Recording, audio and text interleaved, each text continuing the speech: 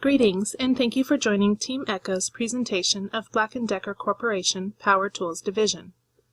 The presentation today will be narrated by myself, Galati Williams. My teammates, Krista Ray, Sean Hamilton, and Chris Whitaker will join in the presentation as members of the Black & Decker team. Black & Decker exemplifies the American dream. In 1910, two guys started a simple machine shop.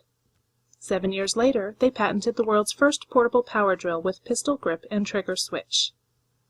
Now they are the world's largest producer of power tools, power tool accessories, electric lawn and garden tools, and residential security hardware. Despite reaching nearly $5 billion in annual sales, the original founders remained heavily involved in the leadership of the company. The CEO post had been held by the original founders Duncan Black and Alonzo Decker Sr., until 1968, when Decker's son Alonzo Jr. took over as CEO. Although the company now has a new, unrelated CEO, Alonzo Jr. is still very involved as a member of the board of directors and honorary chairman of the company.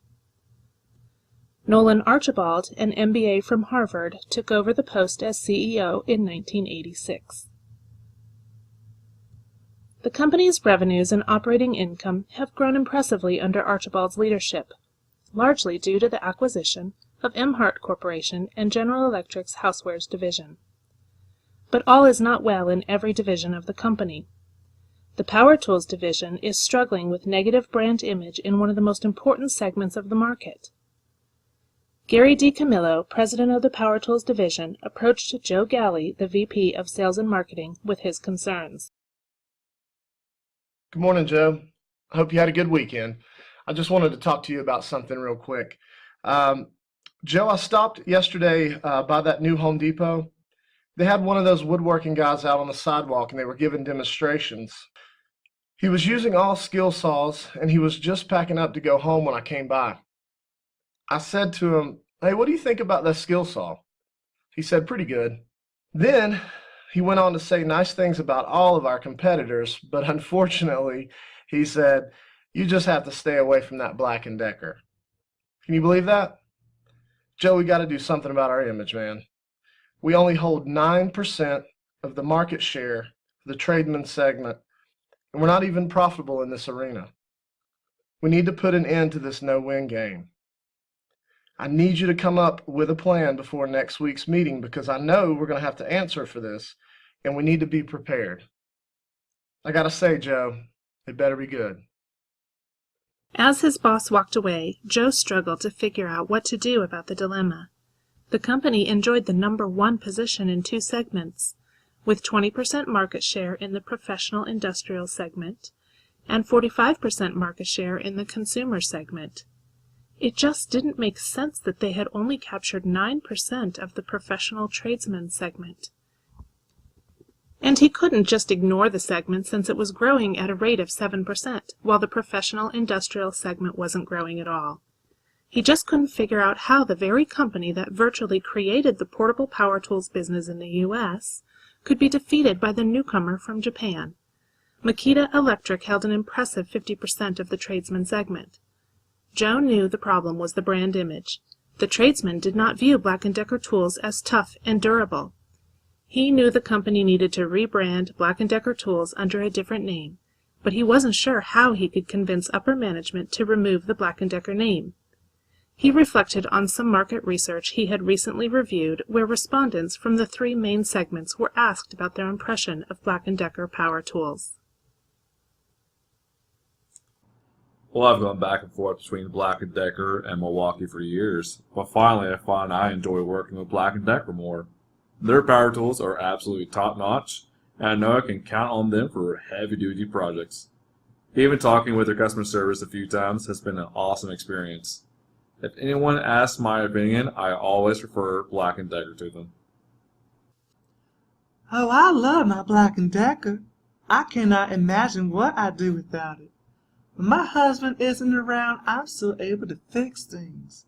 I bought him a Black & Decker tool kit for Father's Day one year, and they've been so amazing.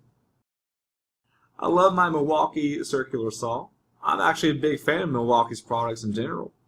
I've used them for quite a while now in my trade. Makita's pretty good too. My buddy, he uses them on some of our projects. But Black & Decker, no, you just gotta stay away from them. They're not going to get the job done, in my opinion. After reviewing this and other market research, Joe set about preparing for his upcoming presentation. He asked the marketing analyst, Sean Hamilton, to put together a review of their market share positions relative to the competition. He also asked the branding manager, Krista Ray, to put together some tactical ideas on how to successfully rebrand the Tradesman Power Tool segment. Good afternoon. The purpose of this meeting is to review the current situation with our Power Tools division. We'll be discussing an alternative strategy to address the poor performance of our power tools within the professional tradesman segment. Joining me in the presentation today, we have Sean and Krista from marketing and branding. As we all know, the tradesman segment has been basically unprofitable from the beginning. We tried throwing more advertising dollars at the market. We tried ramping up the rebate offers. We've watched Makita's every step, and we still just cannot compete. Now, we are not going to be able to do that with our current approach. You see, the Black & Decker brand evokes images of fragile, unreliable tools. We've done extensive qualitative market research, and it all points to this negative brand image. For example, when interviewing tradesmen at various job sites, we heard comments like Black & Decker makes a good popcorn popper, and my wife just loves her dust buster, but I'm out here trying to make a living. Another respondent said, on the job, people notice what you're working with. If I came out here with one of those Black & Decker gray things, I'd be laughed at. And these types of comments were the norm. Ironically, this negative brand image actually stems from the success of our consumer power tools segment and our failure to differentiate the tradesman product line. Unless we rebrand this line, we'll never capture share in this market segment. We need to drop the Black & Decker name from these products and rebrand it under a totally different name. And we have to do this fast because this segment is growing. If we don't establish our branding and take advantage of the growth in this space, we'll never get a larger share. I've asked Sean, our marketing analyst here, to elaborate on our current standing in the market. Good afternoon. I've been working on analysis based on the consumer research that we received, as well as projections for a potential launch of DeWalt as a replacement for the Black & Decker brand in the tradesman segment.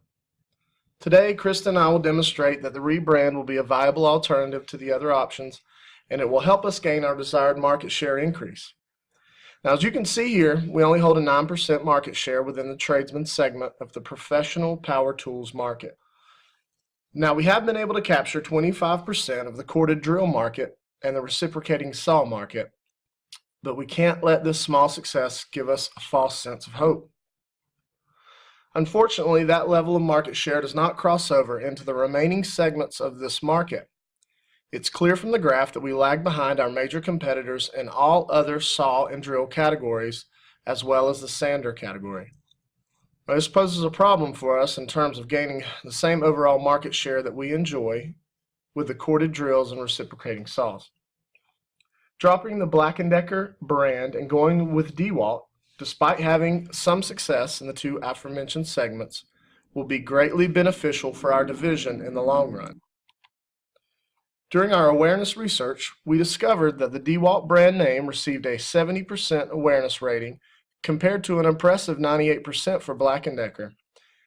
But what surprised me was that DeWalt garnered a 63% rating from respondents on the quality perception portion compared to only 44% for Black & Decker. This illustrates that our customers are likely to see DeWalt as a better alternative because they already have confidence in the brand name. Furthermore, respondents indicated a high interest in purchasing DeWalt power tools, ranging from 51% to 58% depending on the level of Black & Decker endorsement. Giving the results of awareness, quality perception, and purchase interest, I completed a data model to estimate the market potential for a DeWalt launch. I now will briefly walk you through the calculations and the assumptions. Then Krista will outline our strategy for realizing these assumptions just a little bit later. The great news is that we'll be able to leverage DeWalt's strong awareness ratings and perception of quality to meet our goal of market share growth. With a DeWalt rebrand, we can grow our share in the tradesman segment to 20% within the next 3 years. Now you might be thinking 20% sounds small, especially when our rival Makita enjoys higher than 20% share in every category. But it's important to be conservative in our estimates to minimize our risk of making the wrong decision. And 20% translates into an impressive operating margin, which I'll break down for you here in just a few minutes. The first assumption of the model is that we will achieve 51% trial rates in the market. This rate is supported by the market research and assumes that the consumer perceives DeWalt as a brand unrelated to Black & Decker. The second assumption is that we will achieve 70% availability in the market the first year, and that availability will grow to 80% by year 3. The third assumption is that DeWalt consumers will make a repeat purchase at the rate of 25% by year 3. And lastly, we expect that during the course of each year, our target market will make at least 3 DeWalt power tool purchases. This is in line with current trends.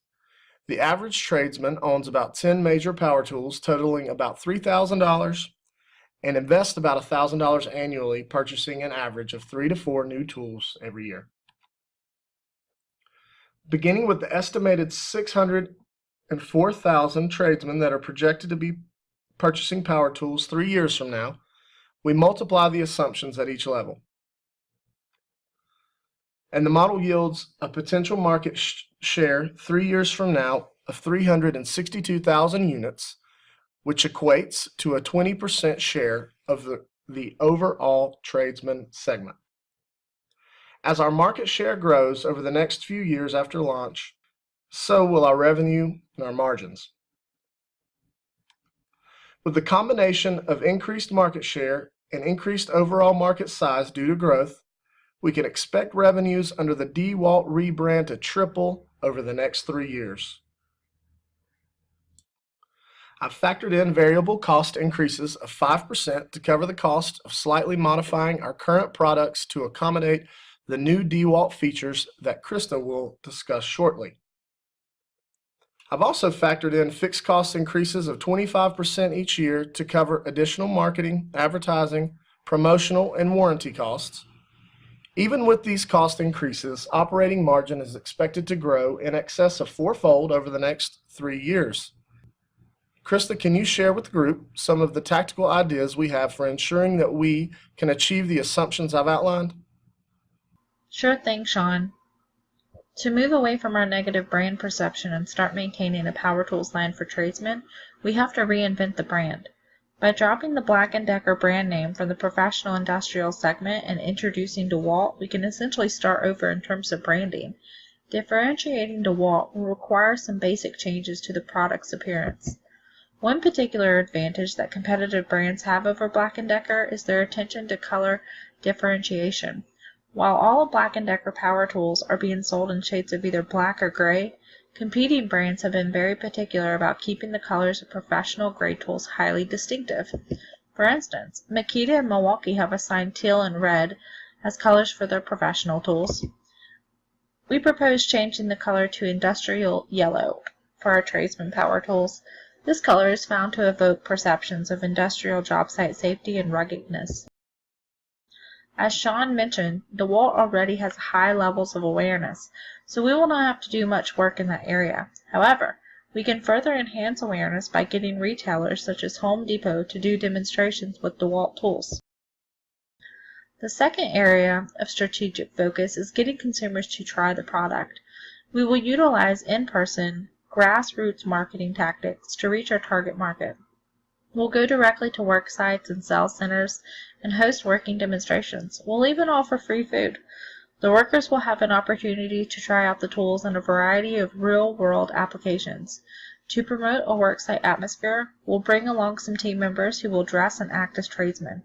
They will interact with other tradesmen and help to create a perception of genuine shop talk.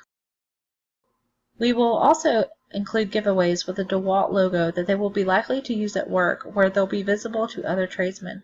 Preliminary ideas include things like heavy-duty water bottles, thermoses, or safety glasses. We will also offer business card drawings for a free tool so that we can get contact information for targeted mailings of future promotional offers. The third area of strategic focus is that of availability. We have got to get shelf space in current channels like the warehouse home centers, and we need to focus on nurturing our trade accounts, especially with retailers like Home Depot and Lowe's. In that regard, we should also attend trade shows and assign specific sales reps to target the trade customers. Our business-to-business marketing will be emphasized to the same level as our business-to-consumer advertising campaigns. Another strategy to getting shelf space is to achieve brand loyalty. We will provide all dealers with a dedicated customer service hotline to call when one of their customers has a question or concern about a DeWalt product. The final area of strategic focus is that of repeat purchasing. So what do professional tradesmen want? They want a tough product that gets the job done. A robust warranty program will support this, as well as proactive marketing campaign aimed at enticing return purchases. To communicate our guarantee that DeWalt will get the job done and withstand heavy-duty use in the trade, we will offer a money-back guarantee if the tool doesn't withstand the tradesman use. All packaging will include a coupon for a discount off a future power tool purchase. We will also have a loyalty discount program where the consumers get a tool half off after meeting a spending threshold.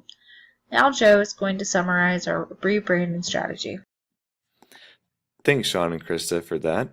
So as you can see, differentiating ourselves from our competition and going away from Black & Decker will help us compete better with our competition. Changing ourselves to DeWalt along with its coloring would be a beneficial step in differentiation. Getting consumers to try out our tools and trials with hands-on experiences and promotional offers is a great marketing strategy, along with other proactive marketing for repeat purchases. Making DeWalt available in current channels would be easy, and we can quickly get ourselves out there. This route with DeWalt would increase our market share and also increase marketing operation, but with more operation income coming in. We can deliver high-performance industrial tools for ourselves and for our customers, making their experience with us enjoyable by achieving professional results. And thank you for your time.